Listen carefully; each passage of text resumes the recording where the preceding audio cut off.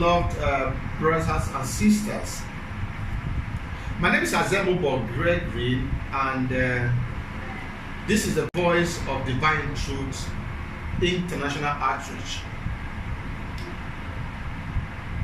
It is my pleasure to come your way today to share with you some divine truth about the nature of God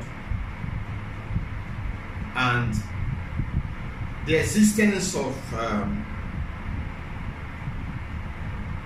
the earth that God has created. It's my pleasure to share with you and articulate the mind of God about religion, about the purpose of life. And so God has given us a mandate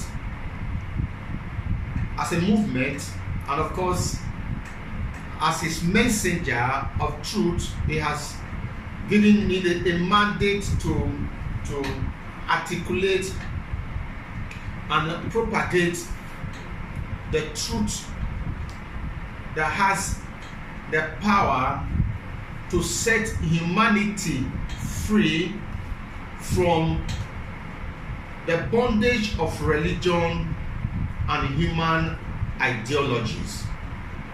Oh yes.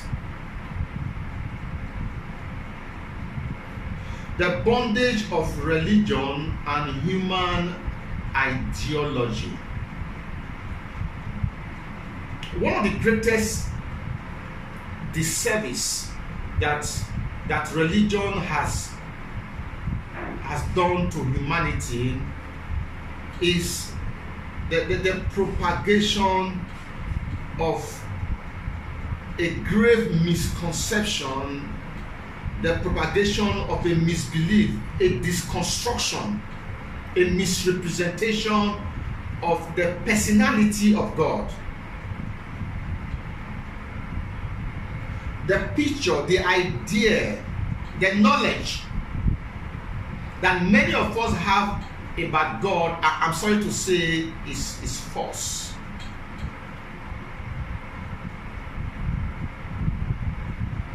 The understanding that many of us have about God is totally false. Because the religion that many of us belong to has not told us the truth about the nature and the existence of God. The picture of God that many of us have and the idea of God that many of us have is not the idea of the true God. At best, many of us, the God that we know is what I call the religious God.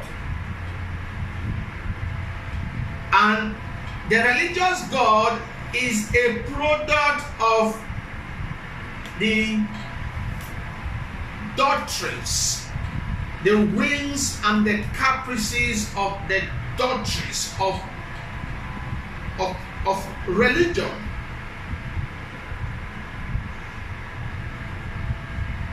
And so it is important for us to draw a line, for us to establish a difference between the religious God and the universal God. It's important. And so today I'm going to be dwelling on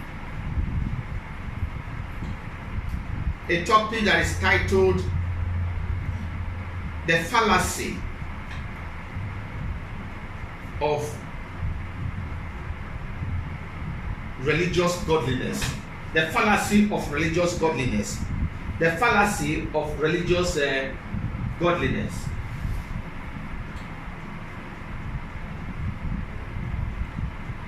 the fallacy of religious godliness, the misconception of religious godliness. I started by saying that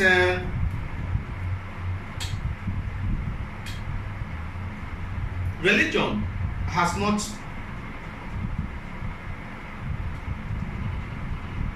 fully explained to us who God really is, his nature, his innate attribute, his special quality, and especially how we can relate with him, our relationship with him. I think I'm getting it correctly. The relationship that we have with him. Now, let me take you to the Holy Book. The book of Genesis, chapter 1.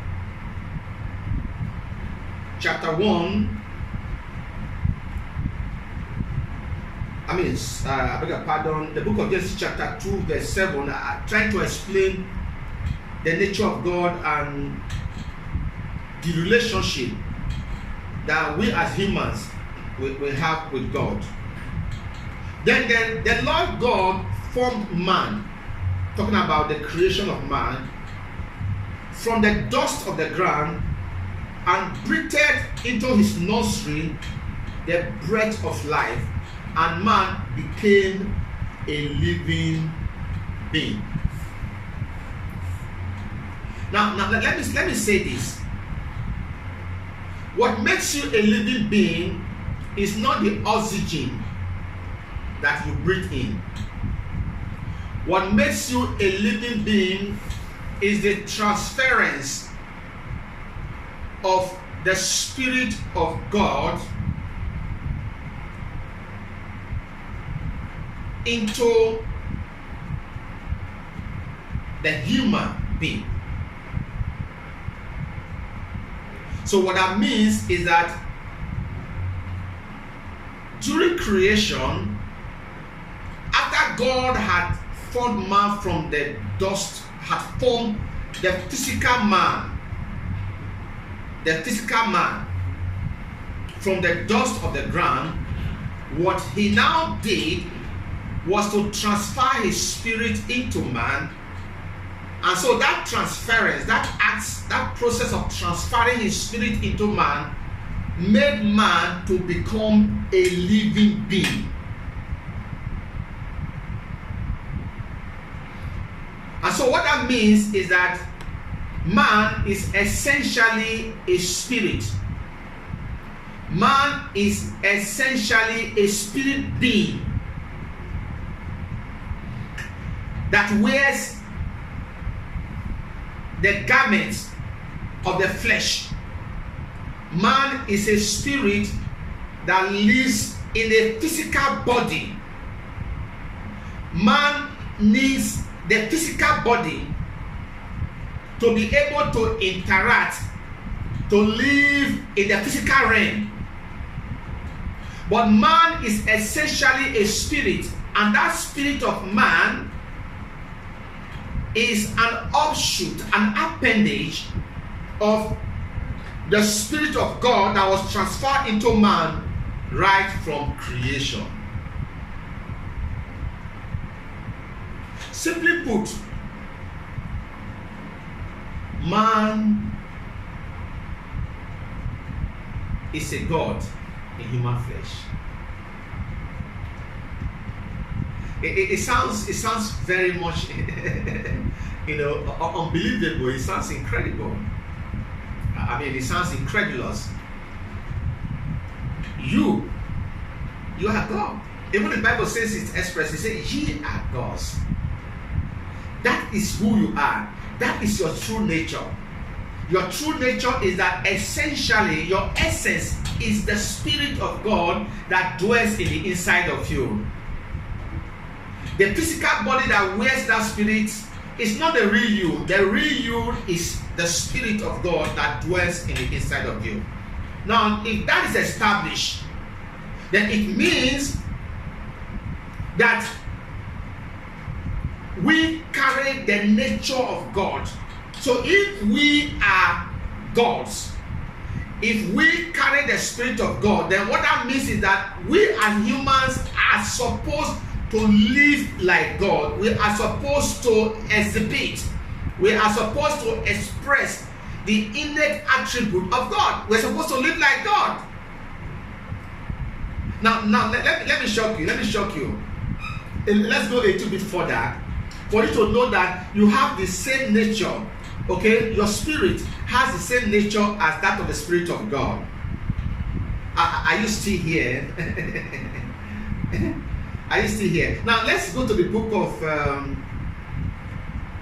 Genesis. The same Genesis, this time around, chapter 1, verse 26. Now this is God,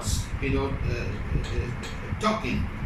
It says, "Then God said, let us make human beings in our image to be like us." Other Bible translation has it says, "Let us make man in our image after our likeness." After our likeness. After our likeness. Let us make man in our image after our likeness. Excuse me.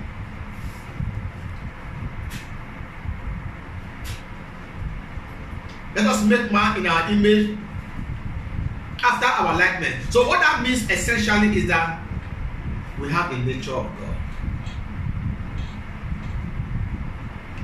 And so, if we have the nature of God, now, if I may ask, what is that nature of God? The nature of God, simply put, is love. God is love. God is the personification, the epitome of love and goodness. God is so good that he is incapable of doing evil. He is so good that he is incapable of doing wrong. That is God for you. And so if we are gods, then it means that we have the same nature, that love nature that God has. If we are gods, then it means that we have the capacity, the propensity to always do good to others, to be disposed to good deeds, good works.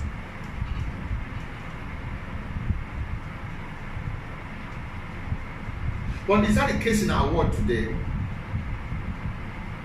How come that we as humans that have the nature of God, the nature of love, the nature of goodness, the personification of goodness, how come we have the existence of evil in our world today? We'll get to that. But let me establish that every one of us as humans will carry the Spirit of God. Now I want to say this. This is very important. It doesn't matter the religion that you profess. As far as you are a human being, you carry the Spirit of God. The Spirit of God dwells in the inside of you.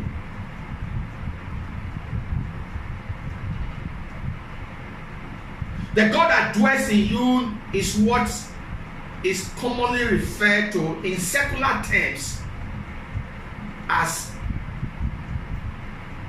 your conscience, or what you may refer to as the moral voice, the moral compass that propels you, that motivates you towards good deeds, towards good acts.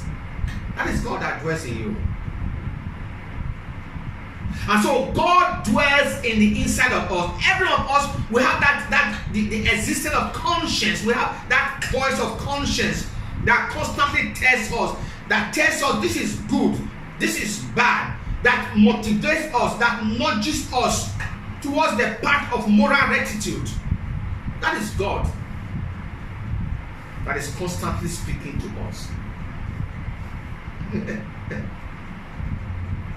That is God. So God speaks to every one of us.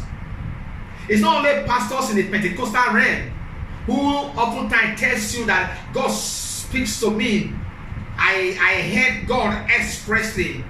The way they say it makes it look as if God speaks to only a special kind of persons.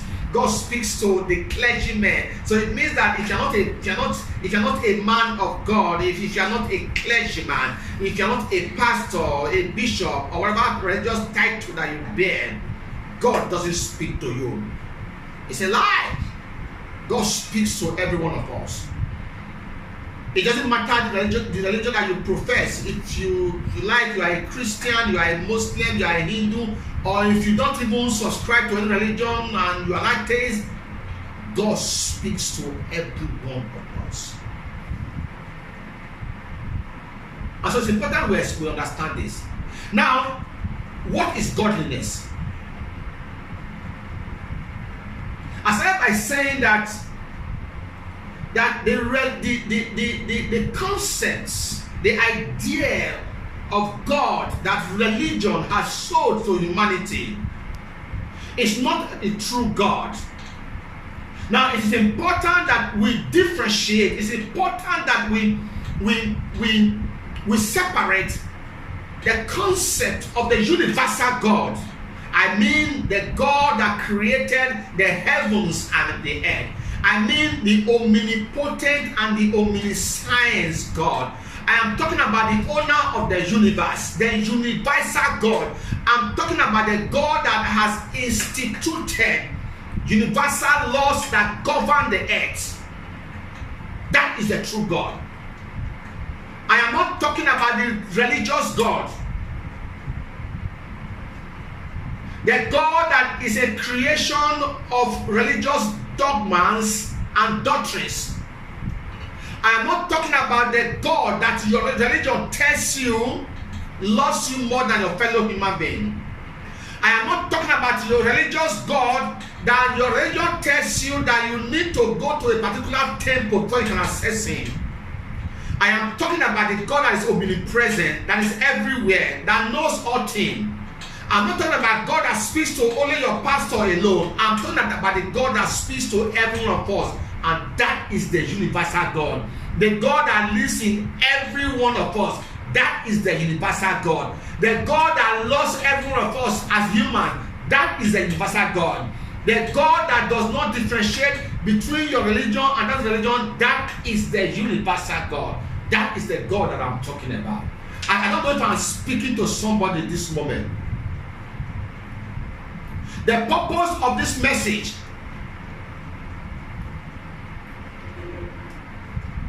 is to set you free from the bondage of religion.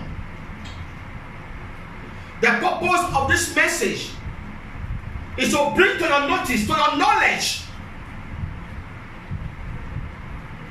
the attributes, the characteristics of the true God, which is the universal God.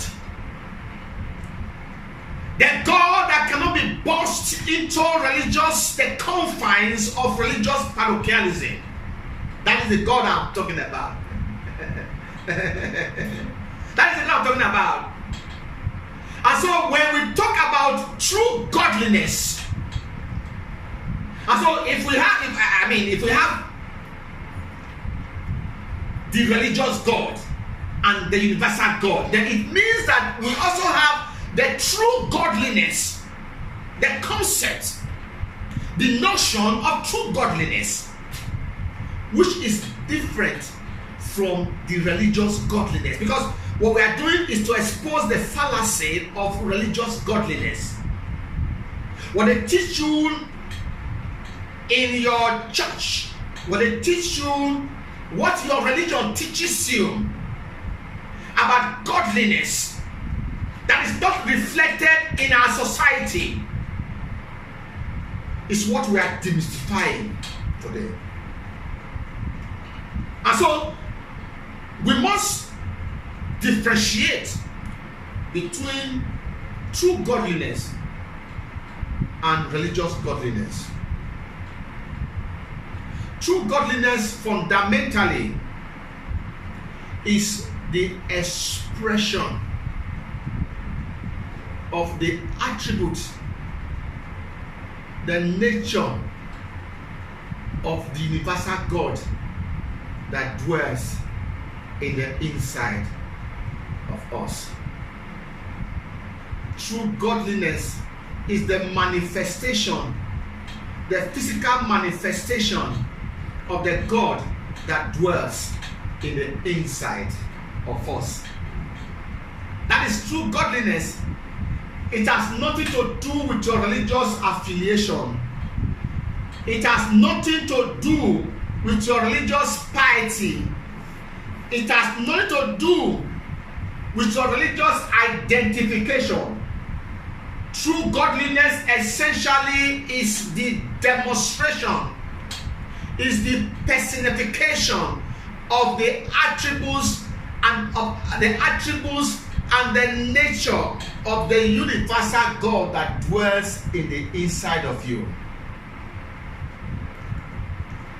It's important for us to establish this, because religion has propagandized and peddled the falsehood and deception that you cannot be godly if you're not religious. You can't be godly if you don't belong to any religion. Now, I would like to speak for the Christians, because that is my immediate constituency.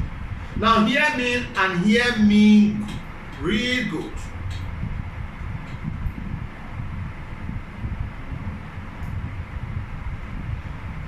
As a believer of Christ, of course you are aware that Christ was not a promoter of religion. I mean, he was not an author. He didn't come to promote religion. He came to show us the way. He came to, I mean, Christ was the epitome of the attributes of the universal God. So he didn't come to preach religion. And so, as a Christian,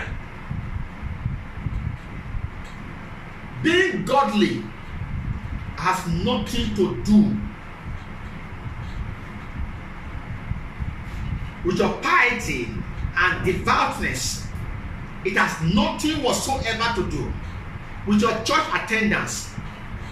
It has nothing to do whatsoever with the denomination that you belong to. And of course, you are even aware too that even in Christendom, we have the existence of denomination. Not just only religion, now we have denomination. So I begin to wonder, why do we need to have different churches? Are we not serving the same God? I'm asking you, can't you just wake up on Sunday morning and say, okay, no, there's a church very close to me.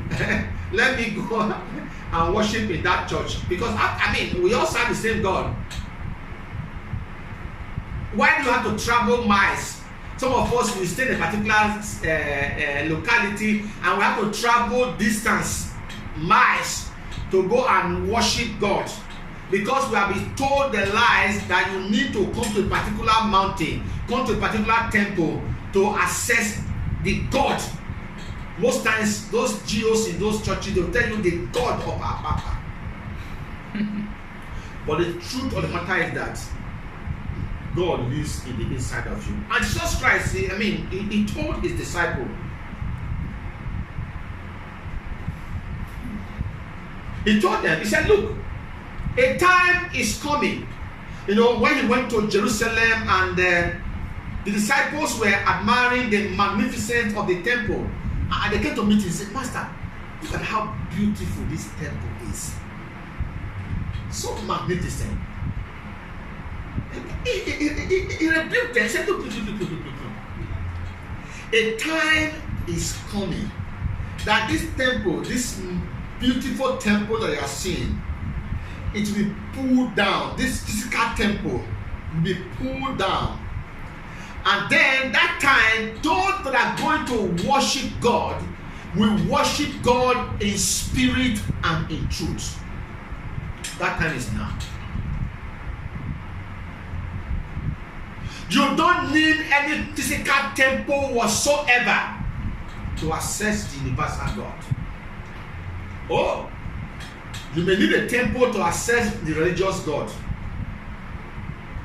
the God of Mammon. But the universal God that is my Father, that is your Father, you don't need any temple to access Him, because He already dwells in the inside of you. And so I hope somebody has been delivered from that misconception. Now let's proceed. I'm going to be taking you through some statistics. We'll be running up in some few minutes.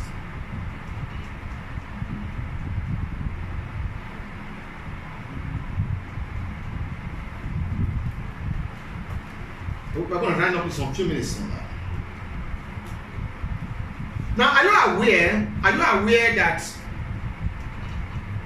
that out of the 7.2 billion people that we have in the world today, are you aware that about 2.4 billion people are Christians? The population of Christians that we have in the world today, I'm looking at the statistics, the population of people that profess to the religions that we have in the world today, statistically speaking, about 2.4 billion people in the world are Christians. About 1.2 billion, 1.8 billion are Muslims. They profess to Islam. About 1.2 billion profess to Hinduism. They are Hindus. These are the three major. Of course, we have other smaller religions, but if you put the figure together, now of course again too, we have those that profess to secular atheism, those that do not belong to any religious affiliation. So if you subtract 1.2 billion of those that subscribe to secular atheism, you have about 6 billion people that belong to any of the religions in the world. Of course, we have the African traditional religion, we have the Rastafari, we have other religions, Shintoism and all of that. There are very many. So we have about 6 billion, roughly 6 billion people in the world that profess to a religion. Now, I'm going somewhere. Now, what that means, statistically speaking, is that 6 out of 7 persons belong to a particular religion. 6 out of 7 persons belong to a particular religion. Now, I'm showing you the proportion of religiosity in our world. I'm showing you the proportion of religiosity in our world. All of these people, they belong to a particular religion that proclaim affinity to God. Because every religion tells you that they are showing you the way to God, that they are teaching you the ways of God. Every of this religion, even if they have a different name that they call God, but they all believe in God. They all proclaim affinity to God. They all proclaim to teach the various adherents about the ways of God. Now, the bigger question that we need to ask ourselves is this: if truly about 6 billion people in the world belong to a religion, why are we not seeing the manifestation, the effect, the impact of that religion in our lives? Why are we not seeing these people that profess to know God, that profess to follow God through their various religions? Why are we not seeing the expression of the God that they profess to serve or to worship? Why is there so much evil in our world? I am asking you. Are you aware where is there so much poverty in our world?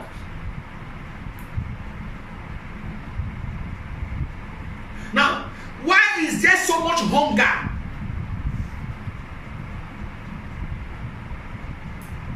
In our world. The proportion of people that are poor in our world, they are in billions.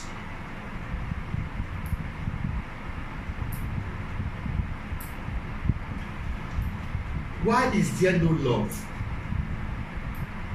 Because the God that they profess to serve has the essential attribute of love. Why are we not demonstrating that love? Why is there so much crime and violence in our world? Why do we have war? Why do we have to fight each other? Why do we have to kill each other? Are you also aware that a lot of people have been killed? More people have been killed in our world. More wars have been fought in our world as a result of religious crisis. More people. You can talk about the Holocaust. Talk about the religious uprising. Talk about all of the religious crisis, interreligious crisis that has killed a lot of people in our world. Why? That is the question we need to ask ourselves.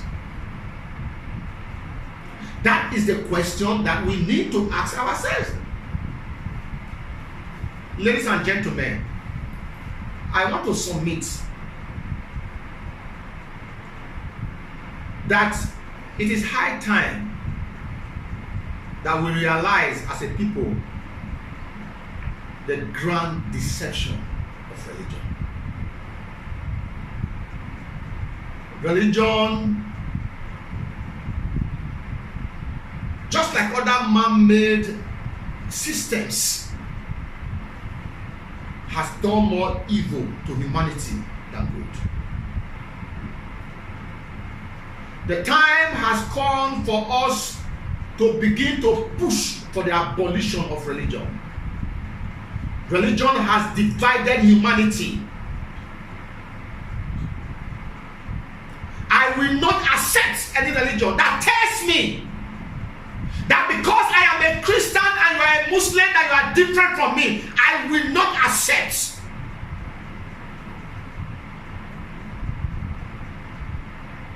We are from the same source. God is our creator. He is our Father. You are not different from me. I believe in the cause of humanity. Not different from me. I will not accept. I believe in the cause of humanity. I believe in the confraternity of humanity. I believe in the brotherhood of humanity. Jesus Christ said, when somebody came to meet him and said, Master, how can I inherit eternal life? Jesus said to him, he said, look, he said, love God with all your heart and with all your mind. He said there are two commandments, two cardinal commandments that you need to obey before you can gain access to eternal life. He said number one of it is, he said, love God with all your heart, with all your mind, and with all your soul. And the second, he says, love your neighbor as yourself.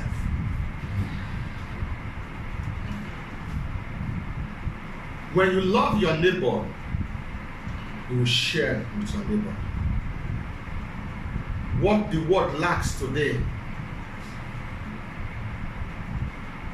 the reason why the world is in crisis and turbulence is because we lack love. And love essentially is the manifestation of godliness. I would like to stop here for today. I hope somebody was blessed. I hope you were blessed by the message that came from the throne of grace. Once again, my name is Azembo Gregory. You can follow me on all my social media handles. You can follow me on YouTube. As God enables me, we're going to be having series of insightful revelations.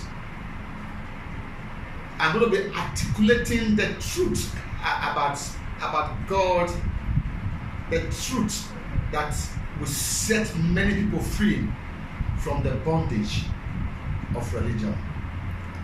Thank you so much. God bless you. Thank you.